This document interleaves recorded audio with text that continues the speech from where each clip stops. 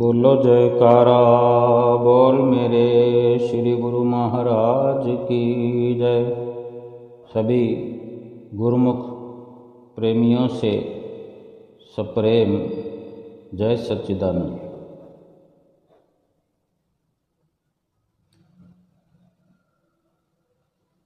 हम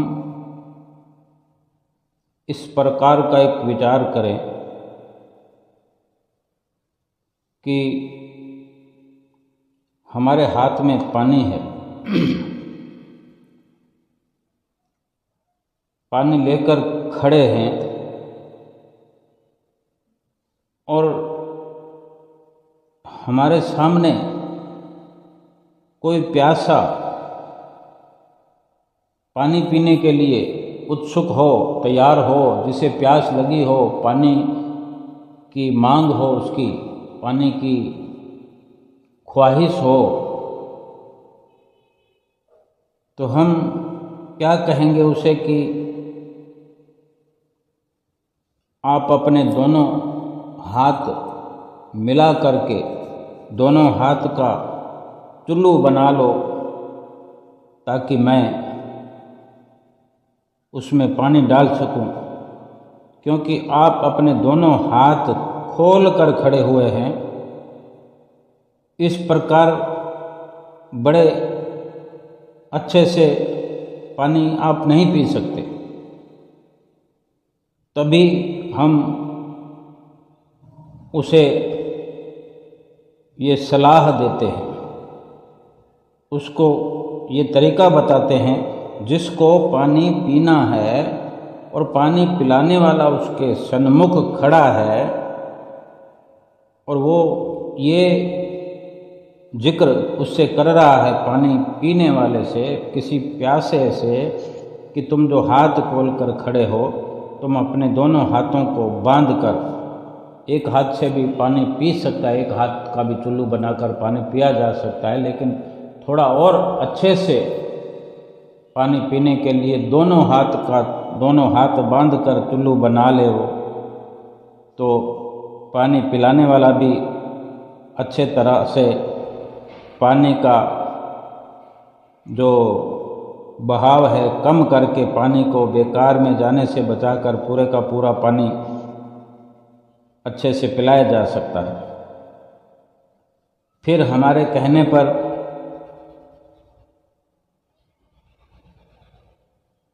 वो हाथ दोनों बांध कर चुल्लू बनाकर खड़ा हो जाएगा और हम पानी उसके हाथों में डालते जाएंगे, पानी पीता जाएगा।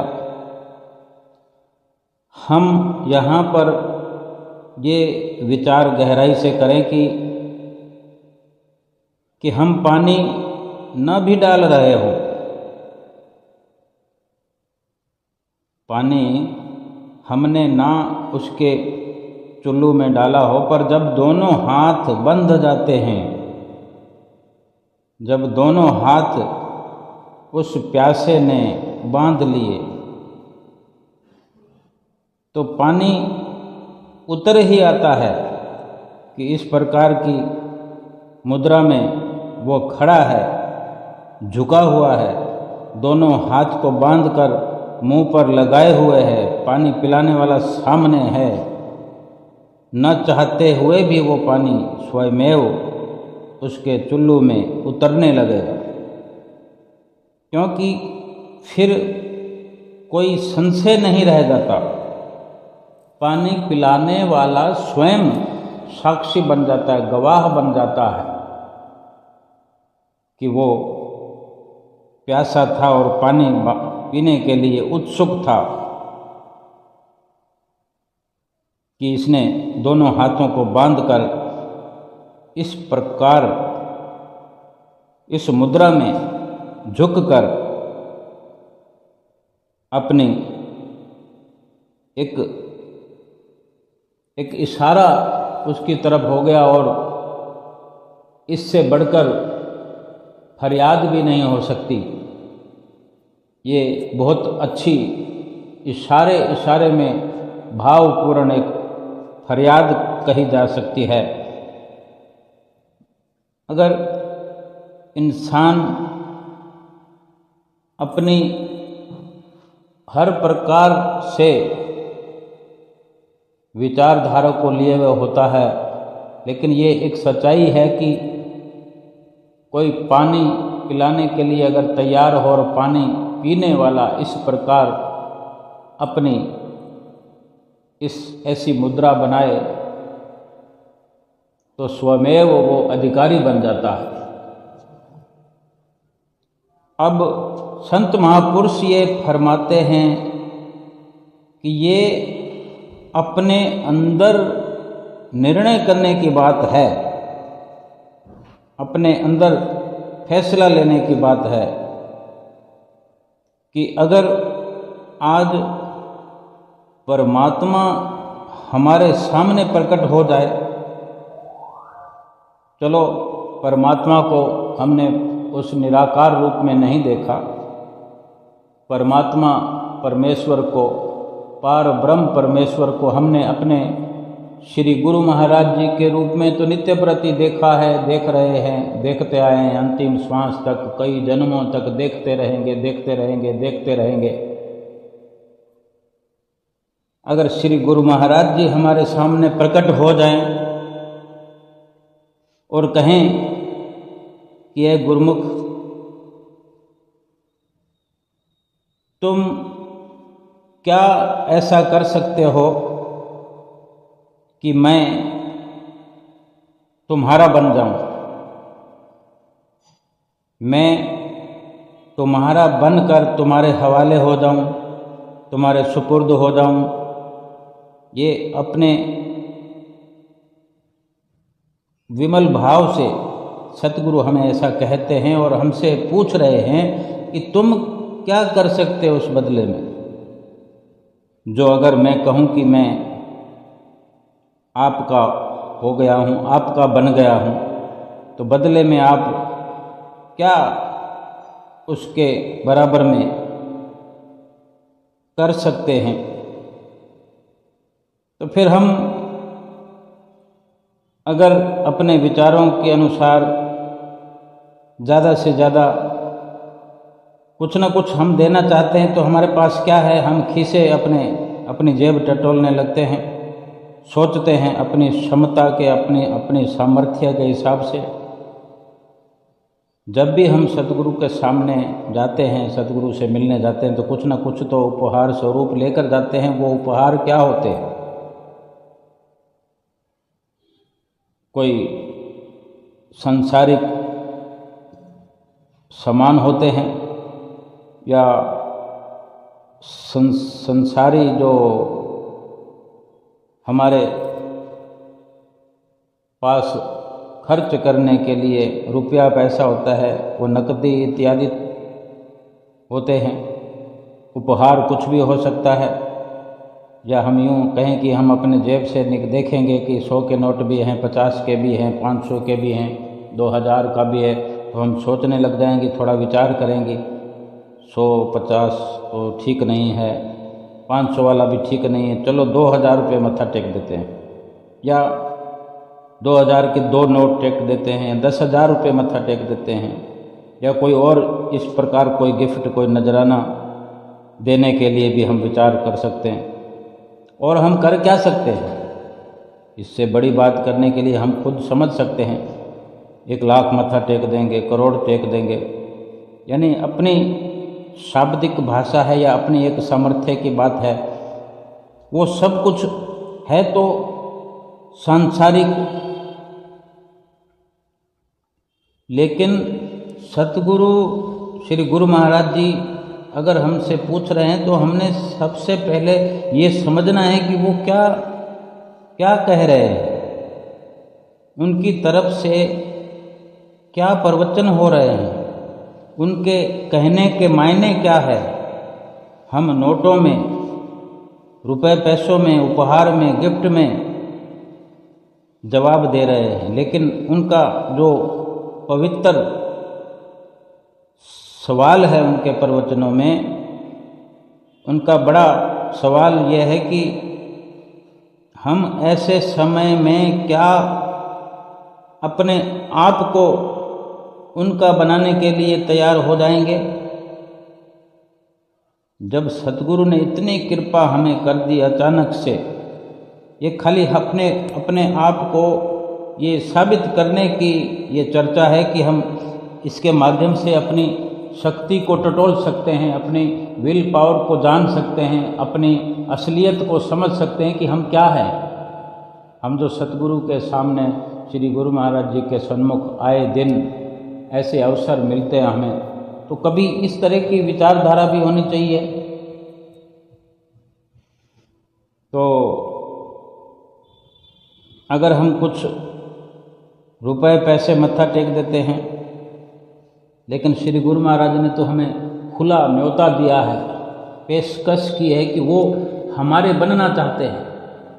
जब हमारी समझ में नहीं आया, हमने कोई उपहार सोच लिया देने के लिए, नकदी इत्यादि देने के लिए हमने मन बना लिया, तो श्री गुरु महाराज जी ने विस्तार से अपने सवाल को दोहराया, उसके मायने समझा करके सीधी सीधी सरल भाषा में वचन किए कि क्या आप भी मेरे बन सकते हो, हमारे बन सकते हो, हमारे बनने को तैयार हो। तो अब हमने ये अपना निर्णय सोचना है, देखना है, अपने अपने अंदर से हम पूछें, अभी का अभी अपने से सवाल करें, अपने अंदर खोज करें कि हमारे पास इस तरह का जवाब क्या बन सकेगा कि हाँ श्री गुरु महाराज जी, मैं आपका बनने के लिए तैयार हूँ, मैं अपने आप को आपके सुपुर्द करने को तैयार हूँ, जैसे कि आप मेरे बन गए हैं, मैं भी आपका बन गया हूँ और मैं आपका बन जाऊँ, इसके सिवाय तो और कुछ है ही नहीं मेरे पास। और मैं और कुछ दे भी क्या सकता हूँ। जो उपहार हम विचार करते हैं, हम उनके बारे में सोचें, क्या वो हमारे हैं? हम स्वयं सतगुरु के बन जाएं, इससे बड़ा कुछ भी नहीं हो सकता, ना अपने लिए ना सतगुरु के लिए। सतगुरु के अगर हम स्वयं बन जाएं, हम ये बात कह सकते हैं कि मैं भी आपका बनने को तैयार हूँ। ये अहोभाग्य है मेरे, खुश नसीबी है मेरी कि आप मुझे अपना बनाने के लिए तैयार हैं और आप मेरे बन गए हैं। ये भी मैं आपका बारंबार शुक्राना करता हूँ, लाखों लाख शुक्राना करता हूँ। इस उपकार को कभी भूल नहीं सकूँगा। मैं तो खुद को ही आपके चरणों में अर्पित करता हूँ। इस प्रकार क्या हम अपने अंदर से देखें, हमारा जवाब ये हो सकता है ऐसे वक्त में, या कभी भी हमने ऐसा सोचा हो कि हमें श्री गुरु महाराज जी का बनना है। श्री गुरु महाराज जी का कैसे बना जा सकता है? श्री गुरु महाराज जी हमारे बन जाएंगे। श्री गुरु महाराज जी ने कह दिया कि हम आपके बनने को तैयार हैं, तो क्या वो हमारे घर पर बैठे रहेंगे, हमारे साथ बैठे रहेंगे संतों महात्माओं की सहित? क्या वो हमारे घर में डेरा डाल लेंगे? ये तो एक अपने और सतगुरु के बीच में जो दूरी है, वो दूरी मिटाई जा रही है। सुंदर निर्मल अपने भाव, अपने उद्गार समर्पित किए जा रहे हैं। अगर हमारे अंदर इस तरह के भाव हैं तो फिर देना लेना कुछ नहीं है, केवल बनना बनाना है। सतगुरु हमारे बन जाए और हम सतगुरु के बन जाएं। वाणी में वर्णन भी आता है कि जे तू मेरा होए रहे तो सब जग तेरा होए। चाहे सतगुरु हमारे बने और हम सतगुरु के बन जाएं, तो सारा संसार फिर हमारे पीछे हो जाएगा, हमारा बन जाएगा, अपना बन जाएगा, हमारे ना चाहते हुए। ये विचार भक्तिवान इंसान के अंदर हर वक्त होना चाहिए, हर समय होना चाहिए। सतगुरु हमारे श्री गुरु महाराज जी हर सूरत में हम गुरुमुख प्रेमियों की भक्ति को बनाना चाहते हैं। हमारी गृहस्थी को तोड़कर नहीं, गृहस्थी के साथ साथ गृहस्थी का भी निभाव होता रहे, गृहस्थी भी हमारी बड़े सुखद प्रवाह में चलती रहे, सुखद प्रकार से गृहस्थी का वहन होता रहे, उसका भी सतगुरु ध्यान रखते हैं, और परलोक भी हमारा संवरता रहे। और ये जो हमारे दिल के भाव हैं वो हमारे अंदर से प्रकट करवाना चाहते हैं कि अगर कहीं कोई कमी पेशी है तो हम साहस करके इस प्रकार के विचारों को अपने अंदर से ऊपर उबारें कि सतगुरु क्या चाहते हैं ये भी हम समझें। श्री गुरु महाराज जी को हमसे कुछ नहीं चाहिए। आज जो भी गुरुमुख श्री अनंतपुर धाम दरबार में जुड़े हुए हैं, जिनको सतगुरु की शरण मिली है, कोई 50 साल से लगा हुआ है, हम आपस में गुरुमुख भाई बहन मिलते हैं, कोई बातचीत होती है तो ये सुनने सुनाने का सिलसिला चल जाता है। कोई कहता मैंने तीसरी पातशाही गुरु महाराज जी के समय नाम लिया था, कोई कहता है मेरी नानी दूसरी पातशाही गुरु महाराज जी के समय से दर्शन किया करती थी, कोई कहता है हम तो पाकिस्तान से लगे हुए थे, फिर 1947 में तीसरी पातशाही गुरु महाराज जी जैसे अपने साथ गुरुमुख परिवारों को लाए, और फिर उसके बाद में विभाजन के समय जो सरकारी इस आपदा में मुसीबत में जो बंटवारा हुआ तो लोग हिंदुस्तानी बन करके उस जगह से अलग हो गए। श्री गुरु महाराज जी भी स्वयं श्री आनंदपुर में अपना हमेशा के लिए निवास कर लिया। जो भी हो, लेकिन इस तरह की बातें चलती है। लोग आज बुजुर्ग हमारे सामने होते हैं, कोई 80 साल 90 साल की उम्र के, तो वो इस तरह की हमें कुछ लीलाएं सुनाते हैं श्री गुरु महाराज जी की, इस प्रकार की जो भी सुंदर लीलाओं का वर्णन करते हैं जो उन्होंने देखा होता है। तो ये बहुत पुराना हो सकता है। हम अगर 40-50 साल की उम्र में हैं तो हमने अपने दादा से, अपने पिताजी से, अपनी माताजी से, अपनी दादी से, नानी से, नाना से ऐसा सुना है, ऐसी ऐसी श्री गुरु महाराज जी के बारे में सुनते रहे हैं। और हम स्वयं आज अगर 50-60 साल की उम्र में, 40 साल की उम्र में, तो हम धीरे धीरे पुराने होते चले जा रहे हैं। हम भी ये बातें फिर कहेंगे हमारी दादी ऐसा कहती थी, हमारी नानी ऐसे कहती थी, हमारे परदादा ऐसा कहते थे। अपने बच्चों को, अपने नज़दीकी संपर्क में आने वालों को सुनाएंगे कि हमने तो पंचम पातशाही गुरु महाराज जी के समय से ही हमने 1970 में नाम लिया था, 71 में नाम लिया था, 75 में नाम लिया था, हमने संत नगर में नाम लिया था, हमने तो अमरधाम बम्बई में हम दर्शन करने गए थे, वहाँ पर नाम मिल गया हमको श्री गुरु महाराज जी ने ऐसे नाम दिया, हमको ऐसे नाम दिया, हमको श्री गुरु महाराज जी ने इस प्रकार से थोड़ी देर में ही नाम दे दिया।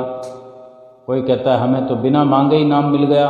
श्री गुरु महाराज जी ने पूछा कि नाम लिया है, हमने कहा नहीं लिया, तो श्री गुरु महाराज जी ने नाम जपवा दिया, नाम दे दिया।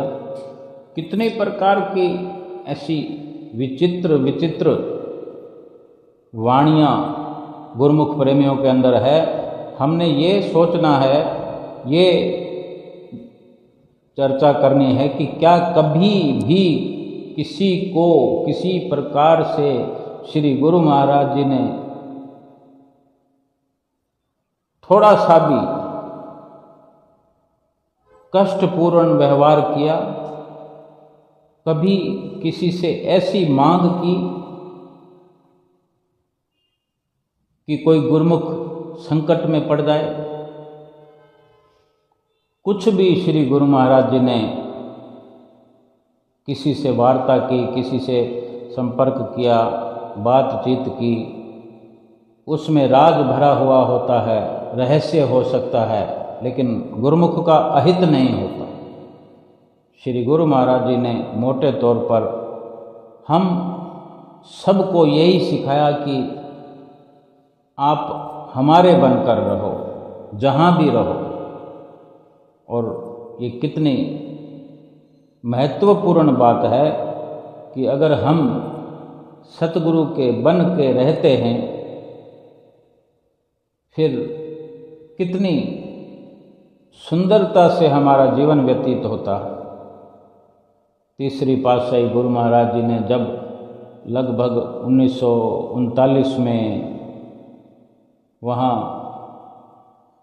जो कि कृष्ण द्वारा और उधर टेरी में, सीमा प्रांत में, लकी मरवत में जो सत्संग के बड़े बड़े केंद्र उस वक़्त के हुआ करते थे, वहाँ जो श्री गुरु महाराज जी नित्य प्रति सत्संग का प्रचार किया करते थे, तो वक़्त से पहले ही श्री गुरु महाराज जी ने, जो कि अंतर्यामी है, सब भांप लिया कि यहाँ अब अधिक समय गुजारा नहीं है।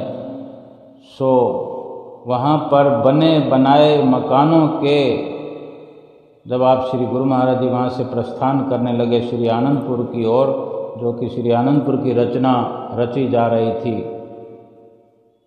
तो वहाँ जब सामान टेंट वगैरह ले जाने थे, क्योंकि वहाँ व्यास पूजा का पर्व आने वाला था, तो श्री गुरु महाराज जी ने वो सामान समेटने की बात कही कि ये ले चलो, वहाँ ज़रूरत पड़ेगी।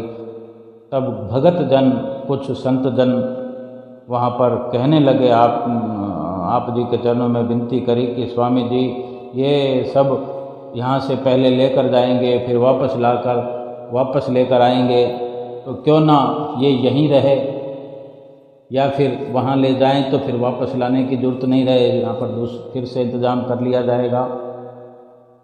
जब ऐसा हुआ तो श्री गुरु महाराज जी ने कहा कि फिर वहाँ से वापस लाने की ज़रूरत नहीं पड़ेगी, बस वहाँ ले चलो। तो फिर कोई क्या कह सकता था, और लीलाधारी भगवान कौन सी लीला कर रहे हैं, कौन से वक़्त के लिए आप इशारा कर रहे हैं, ये तो वक्त आने पर ही पता होता है, पता लगता है।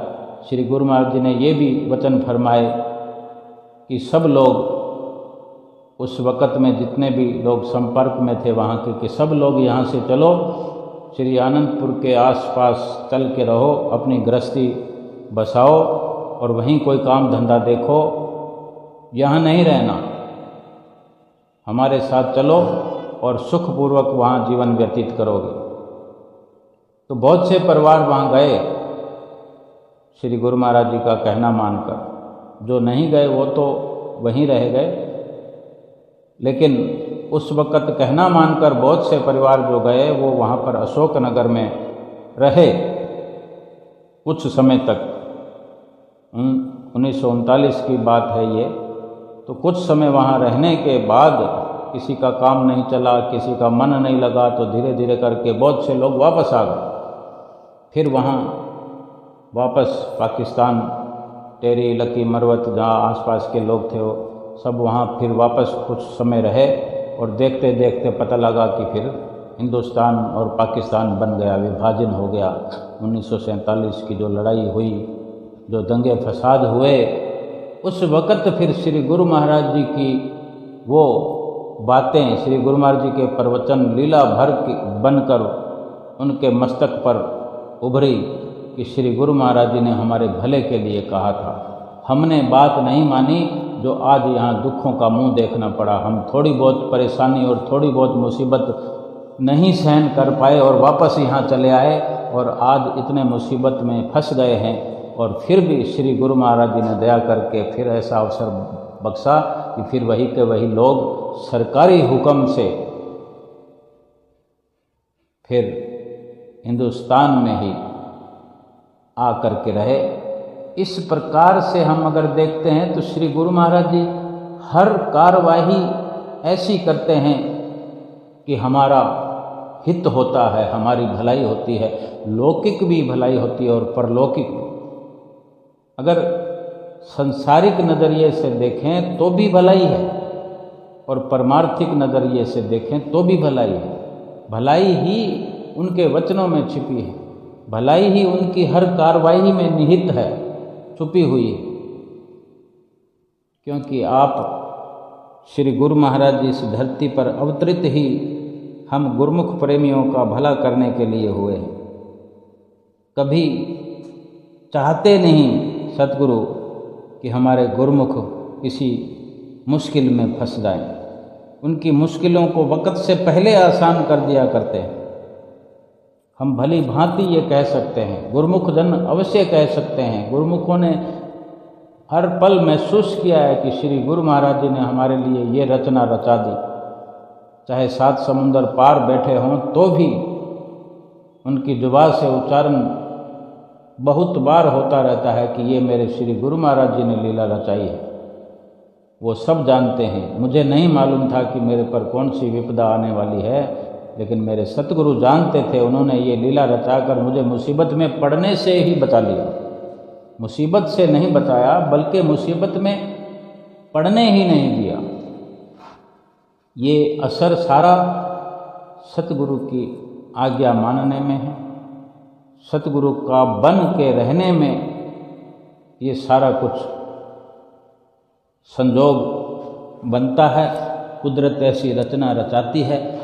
तो जब कोई इंसान कहता है कि हम भजन भक्ति करेंगे, जब दुख मुसीबत आएगी तो सतगुरु को पुकारेंगे, सतगुरु ऐसा कहते हैं कि तुम्हारी मुसीबत को कम कर देंगे, लेकिन सतगुरु के इशारों को ठीक ठीक समझें और पूरी दिलचस्पी से, पूरी सूरत की डोर सतगुरु के चरणों में एक अटूट रिश्ता बन जाए और पूरी सतगुरु की आज्ञा में हमारा जीवन हो जाए, तो मुसीबत तो आती ही नहीं है। मुसीबत तो आने ही नहीं देते सतगुरुदेव महाराज जी। मुसीबत से क्यों निकालेंगे? मुसीबत को ही निकाल देंगे हमारे जीवन से। जो हमारे लेख में मुसीबतें हैं, जो हमने पाप किए हैं, हमने गुनाह किए, हमने जो भूलें की हैं, वो सब अपने आप पर, अपने तन पर कष्ट सहन कर हमें बेखौफ करते हैं। इसीलिए कहते हैं, जे तू मेरा होए रहे तो सब जग तेरा होए। तो हमारे लिए कितना सस्ता सौदा है कि हम सतगुरु के बन के रहें। सतगुरु ने तो कह दिया कि हम तो तेरे बनने को तैयार हैं। हमारी तरफ से देर है तो हम देर क्यों करें? ये तो वो सस्ता सौदा है जो इस लोक में केवल सतगुरु ही बांट सकते हैं। ऐसी भक्ति, ऐसी सरल मुक्ति गुरुमुखों के जीवन में ही आ सकती है, सतगुरु की दया से, सतगुरु की रहमत से, सतगुरु की कृपा से। अगर ये बात हमारी सोच में क्लियर हो जाए, साफ हो जाए कि हम सतगुरु के बनने को तैयार हैं, बड़े अच्छे से हम संकल्प कर लें, ये मान लें कि सतगुरु का बन के रहने में लाभ ही लाभ है। सतगुरु को कुछ चाहिए नहीं, सतगुरु तो देने के लिए आए हैं, वो तो मालिक हैं। वो हमारा सच्चा निर्मल प्रेम चाहते हैं। यही बात हमारी सोच में अगर साफ हो जाए तो ये सूत्र हमारी जिंदगी को बदल सकता है, हमारे लोक परलोक संवार सकता है। हमारी तो यही सफाई होनी चाहिए, हमारी बातों में यही सच्चाई उजागर होनी चाहिए कि मैं तो तैयार हो गया हूँ, मैं तो तैयार हूँ, मैं तो सतगुरु का बन गया हूँ, मेरे अंदर अब कोई संशय नहीं है, मुझे तो सतगुरु का बनने पर ही लाभ है। सतगुरु के पावन वचन हैं कि जो धर्म के दांव पर लग जाते हैं खुद, यानी हमने जीवन की बाजी इस भक्ति पर लगा दी, अपने आप को भक्ति के दांव पर लगा दिया, स्वयं को लगा दिया। हमें तो किसी ना फिर हार की चिंता होगी ना जीत की चिंता होगी। जो अधिकतम और अनंत धैर्य रखने के लिए राजी हैं, इस धीरज को जो धारण कर सकता है, जो ऐसा धैर्य अपने अंदर बना सकता है, उनको सतगुरु की कृपा से सब कुछ मिल जाता है और बिना प्रयास के मिलता है। सारी दुनिया तो पच मरती है और वो प्राप्त नहीं कर सकती जो एक गुरुमुख, एक सच्चा गुरुमुख, सच्चा सिख, सच्चा शिष्य, उन्हें तो पलक झपकते जरूरत की चीज़ सतगुरु मुहैया करा देते हैं, चाहे वो अपना गुरुमुख उनका कहीं भी खड़ा हो। मुश्किल की घड़ी आने से पहले ही उसको उबार लेते हैं।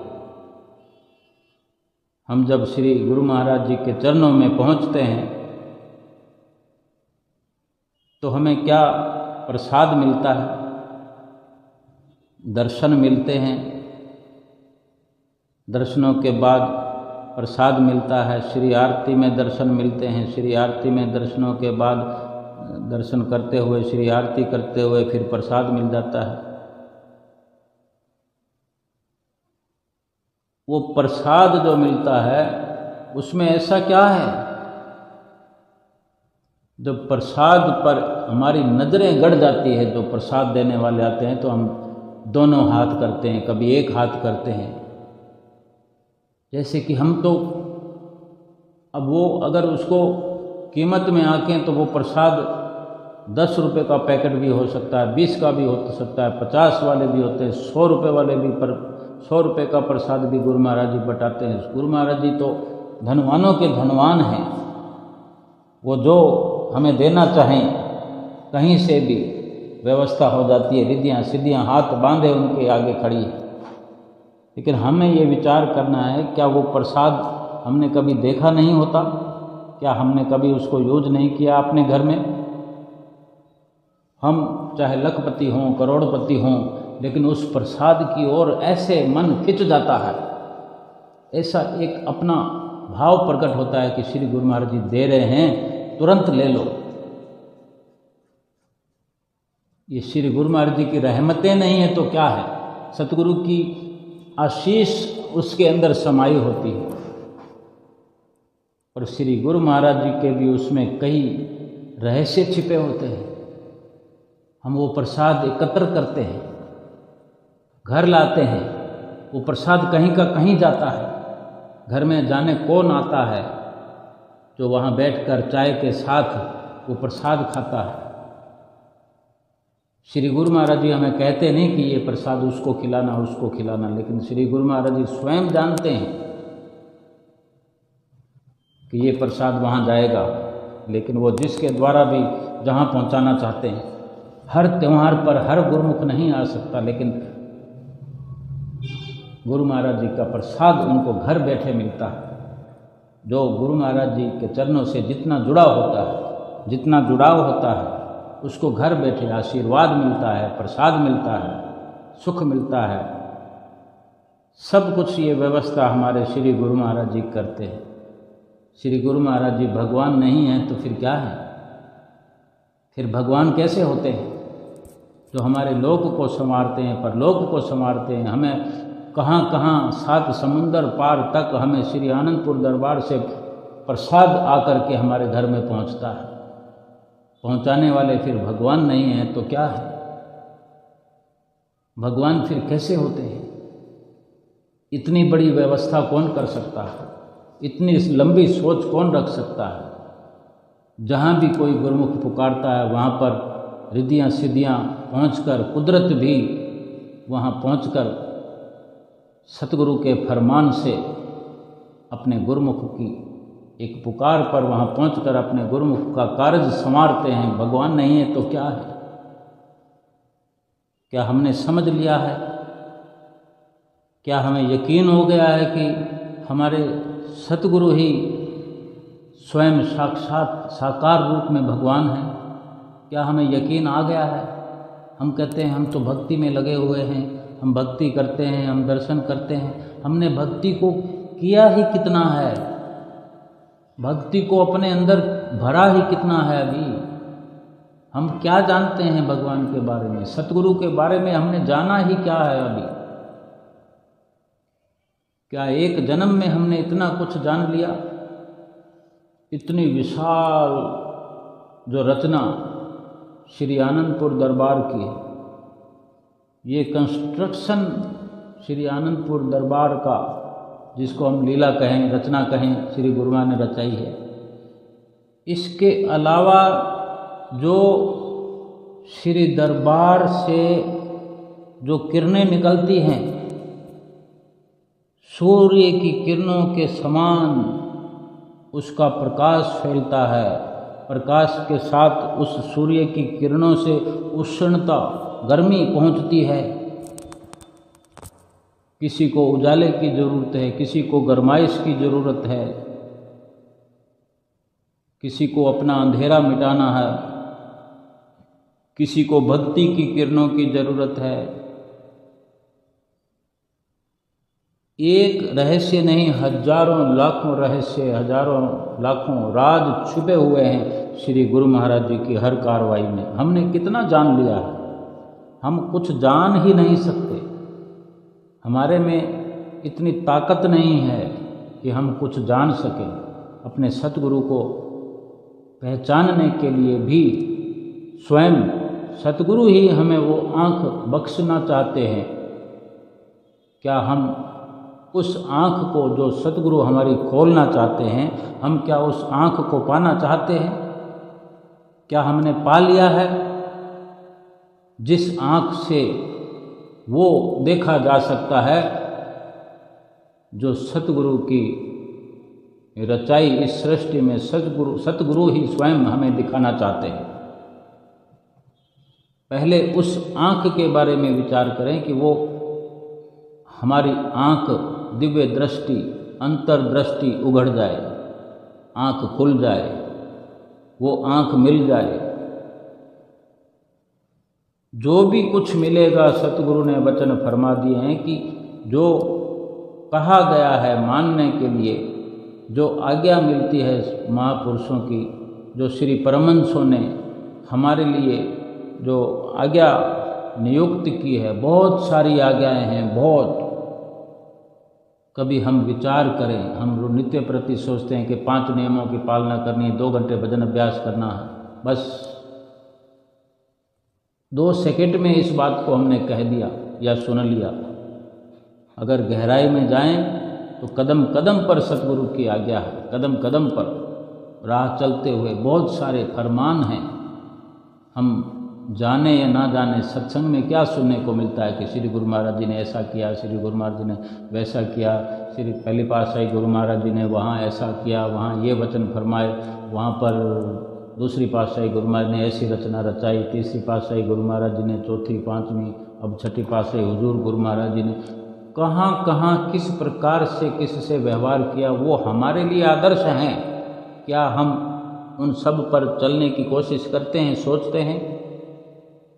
हमारा तो घर में फसाद है, बाहर फसाद है, इधर उलझन है, उधर उलझन है, दुकानदारी या बिजनेस है तो उसमें लूटमार है। और सतगुरु के तो चलन ही अलग होते हैं, गुरुमुखों के भी चलन अलग होते हैं। हम कहते हैं कि हम भक्ति करते हैं, हम कितना भक्ति कर लेते हैं, कितना कर सकते हैं? सतगुरु के नक्शे कदम पर चलना शुरू भी किया है कि नहीं? और हम ये भाव बना लेते हैं मन में कि हम तो बहुत पुराने भगत हैं।